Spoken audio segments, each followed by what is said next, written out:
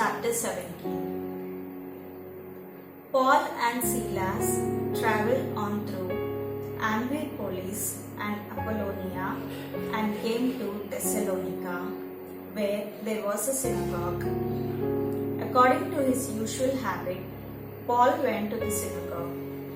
There, during 3 Sabbaths, he held discussions with the people, quoting and explaining the scriptures and proving from them that the Messiah had to suffer and rise from death. This Jesus, whom I announce to you, Paul said, is the Messiah.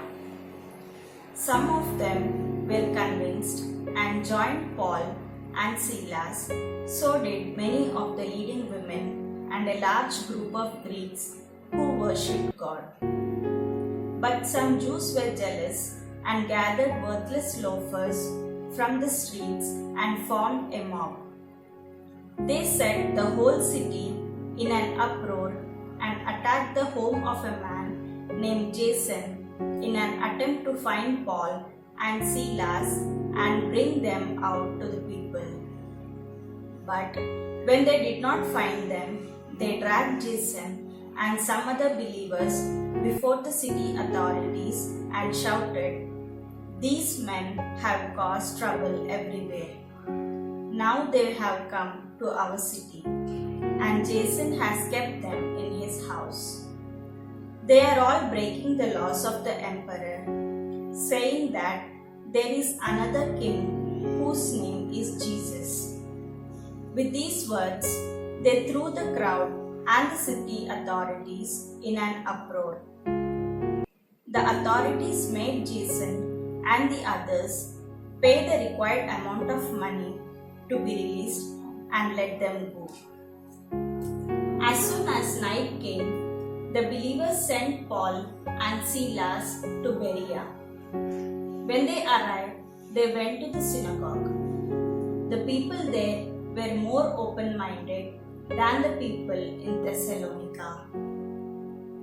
They listened to the message with great eagerness, and every day they studied the scriptures to see if what Paul said was really true.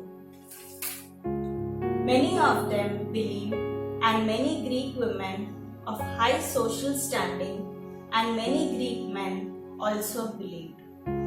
But when the Jews in Thessalonica heard that Paul had preached the word of God in Berea also, they came there and started exciting and stirring up the mobs.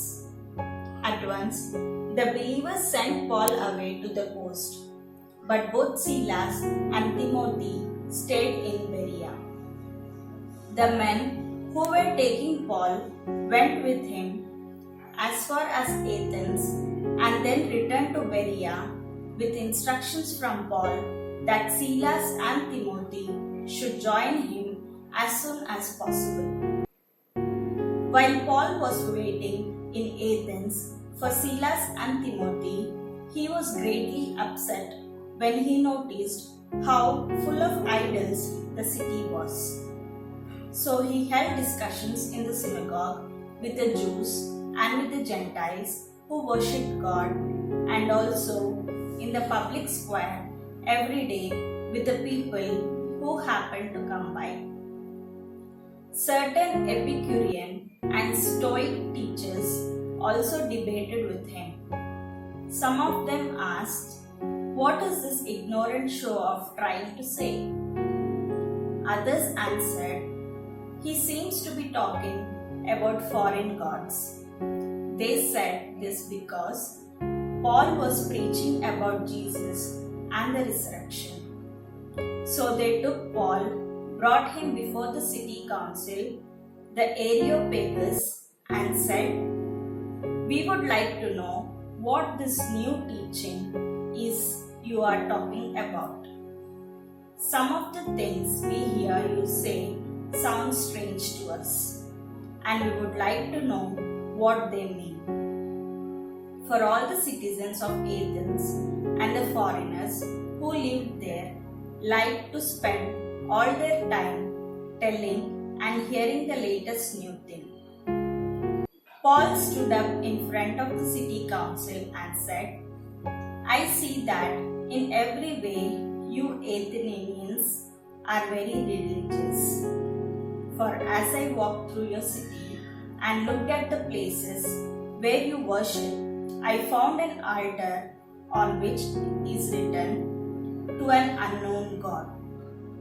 That which you worship then, even though you do not know it, is what I now proclaim to you. God, who made the world and everything in it, is Lord of heaven and earth and does not live in temples made by human hands. Nor does he need anything that we can supply by working for him, since it is he himself who gives life and breath and everything else to everyone. From one human being, he created all races of people and made them live throughout the whole earth. He himself fixed beforehand the exact times and the limits of the places where they would live. He did this so that they would look for him and perhaps find him as they felt around for him. Yet God is actually not far from any of us. As someone has said, in him we live and move and exist. It is as some of your poets have said, we too are his children.